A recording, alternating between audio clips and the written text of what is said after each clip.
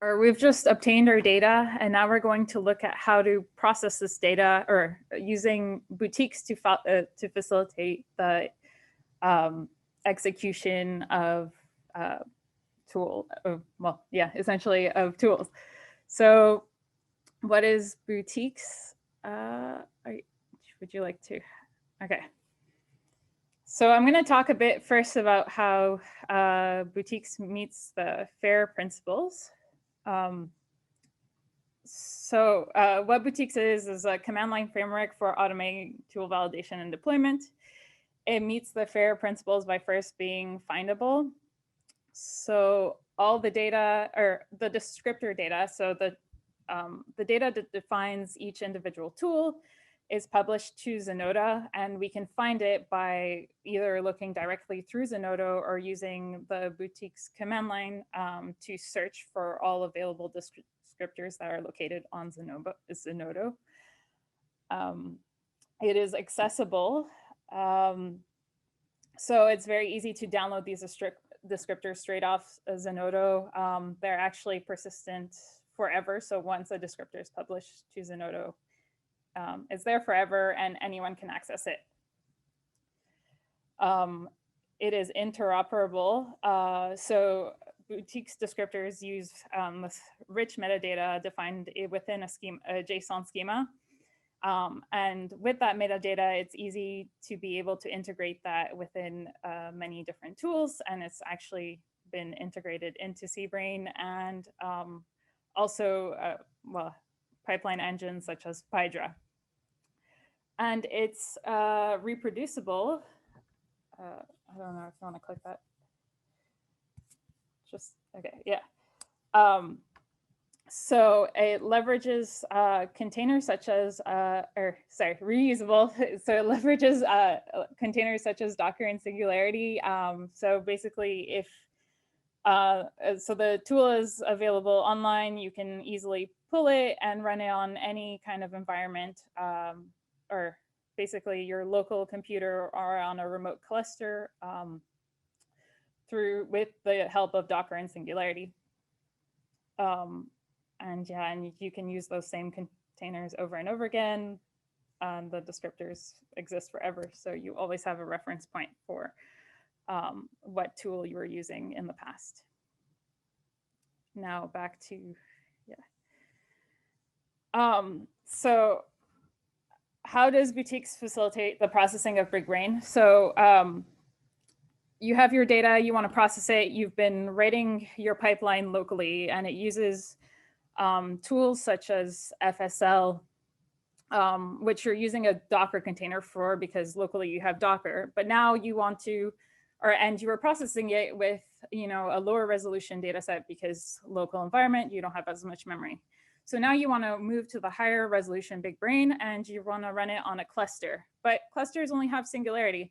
Well, with Batiks, you don't have to think about rewriting your application such that it works with both Docker and Singularity. Batiks abstracts that entirely for you. Now, I briefly discussed about, so what makes a tool a Batiks tool?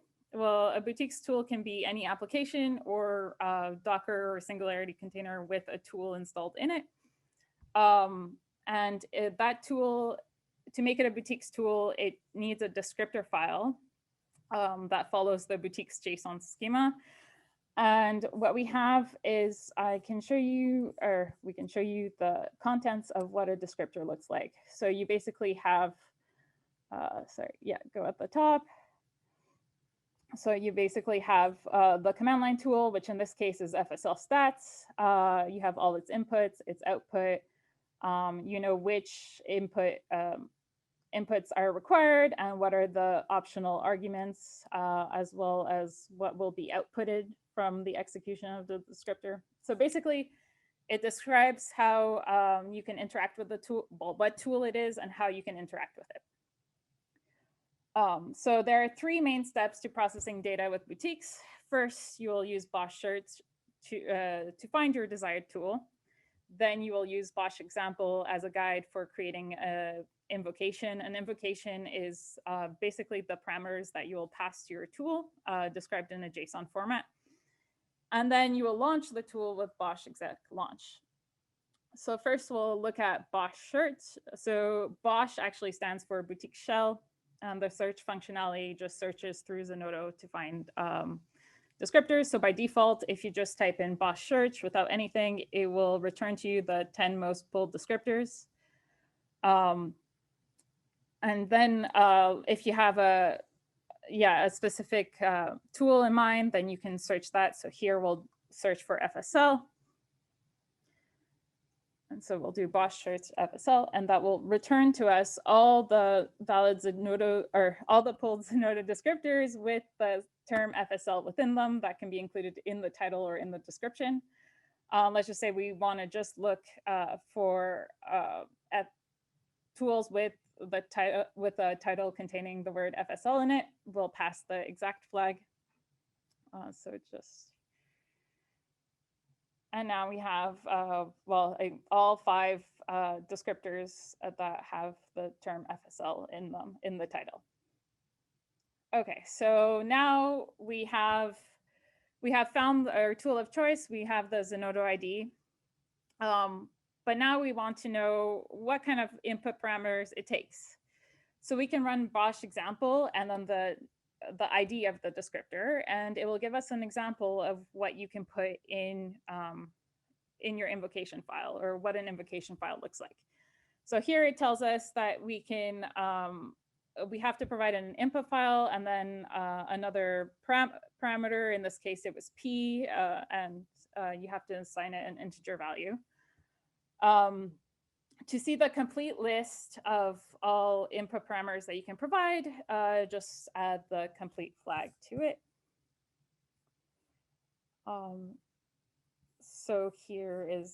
So now we have for that particular descriptor all the optional parameters that can be provided in addition to the required parameters. And so today, what we'll do is we'll use FSL stats to calculate a histogram of one of the BigBrain blocks. And we'll create a new DataLad dataset so that we can publish it afterwards. So what we're going to do is run the command datalad create histogram to create that dataset first. And then we're going to create an invocation file. So this is just a script that will write the input file and then the file name, as well as for histogram, the number of bins, which I selected to be 10, and it's going to write that to a file called invocation.json. So just launch it. And now we have our invocation file.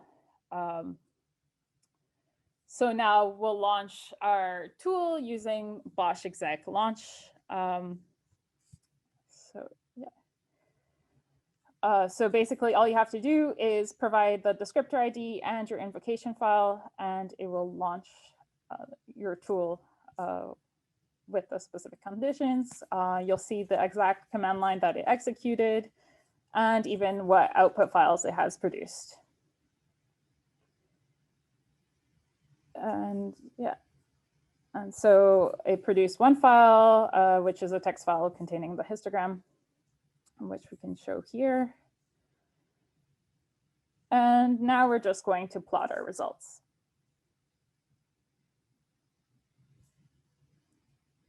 So there are other useful features. So what I didn't go through was, let's just say you have a pipeline that's written in Python.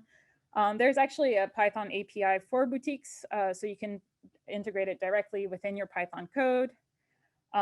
It's already integrated into CBRAIN to enable the execution of tools, and it interfaces with existing neuroimaging pipelines such as Hydra and Tiger